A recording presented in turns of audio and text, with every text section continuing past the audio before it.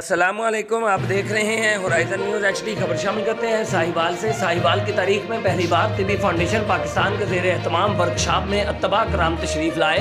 तकरीब से खिताब करते हुए चेयरमैन तिब्बी फाउंडेशन पाकिस्तान मियां गुलाम जलानी ने कहा कि हमारे बड़े अत्तबा ने अपना इल्म दुनिया में नहीं फैलाया, लेकिन हमने इल्म दुनिया में सदका जारिया समझकर फैलाना है ताकि ज़्यादा से ज़्यादा लोग इस इल्म से मुस्तफ़ीद हो सकें। बारी बारी तमाम अत्तबा ने अपने अपने नुस्खा जात तलबा के सामने प्रैक्टिकल किए और नोट भी करवाए।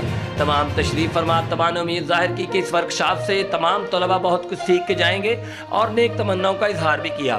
तकरीब के मेहमान खुसूसी मलक मोहम्मद अरशद MPA साहिवाल, नवीद असलम लोधी MPA हड़प्पा, पीर रसालुल्लाह के दरी साबका चेयरमैन PHA साहिवाल व दीगर ने शिरकत की। Report Mohammad Hamad Raza, incharge manager Horizon News HD।